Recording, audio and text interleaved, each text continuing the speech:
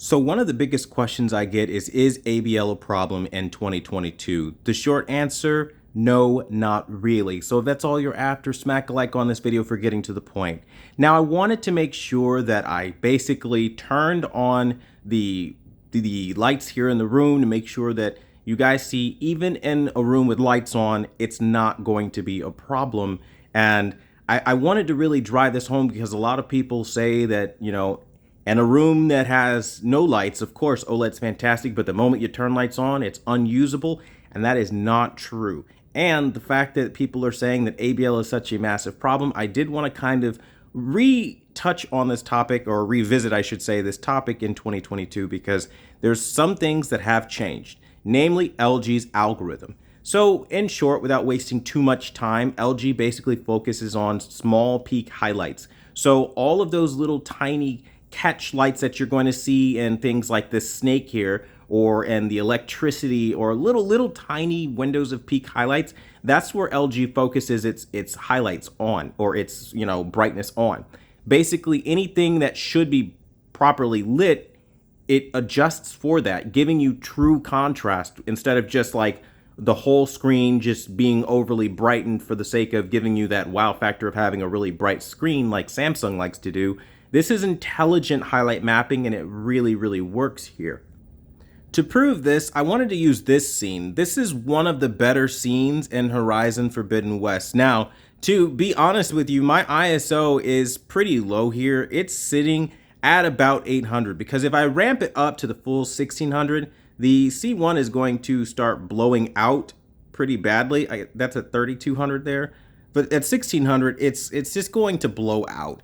And there's going to be a lot of detail lost in some of the highlights, and so I'm trying to preserve as much as possible. But really, it's an extremely bright highlight that you can find on a lot of areas in the walls and things like that. But again, a lot of the data, unfortunately, even with shooting in HDR, is just going to clip, and I think that's just due to the nature of the camera that I'm using. But at the end of the day, you guys will be able to get a good idea from this video. So I'm going to drop it back down to 800. Details are incredible. Highlights are immaculate. I mean, really, guys. And the point here is that even in a scene like this, where it's kind of low lit, you still have tons of highlight detail, which may be hard to see on YouTube, but trust me, it's there.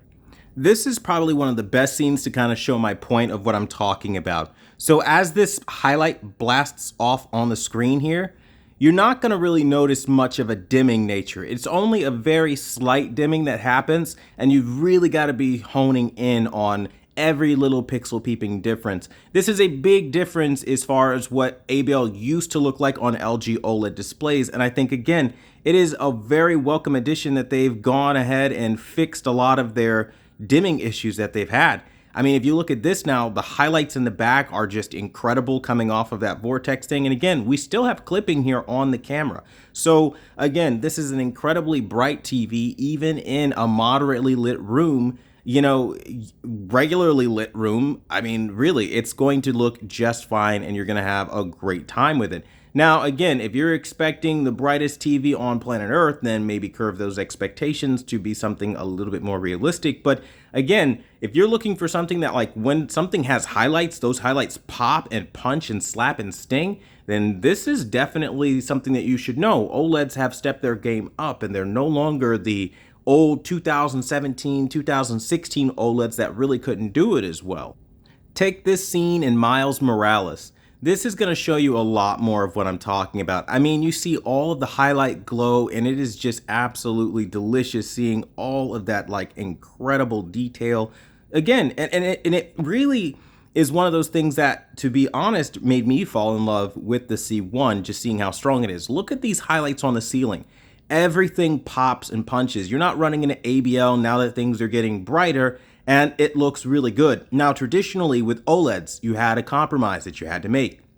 You had to choose whether you wanted, a black background with really strong highlights, but you don't have to do that anymore, as now ABL and the dimming issues with OLED are really non-consequential, as you can clearly see here in a bright room. Now the sun's coming in a little bit more into my room. I don't know how well it's going to show up on camera, but even now, I mean, it just, you have no issues with the picture quality. And I really think that anyone who's concerned about the brightness of these OLEDs, you've really got to take a look at the newer ones from 2021 onward, because they definitely have gotten better. And I say give the C1 your look first, because this is the TV, I would say, of the last decade that has really impressed me the most.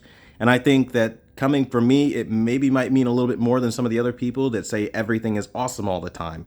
Not to bash anyone, but just throwing that out there. But either way, the point is simply put this: the OLED technology has seen massive improvements in the way that they render highlights, and that has seen a massive reduction in the noticeability of ABL. Is it still there? Yes, but it is not as big of a deal. And again, even if you're looking at full screen colors, they don't dim to the degree that you would expect them to. So as you can clearly see here, you're not seeing extraordinary, massive dimming on a ridiculous scale like we had back in the day, like 2016 or 2017. So I think that's important to note. And while we're at it, why don't we take a look at the fact that I've been using this television for gaming heavily.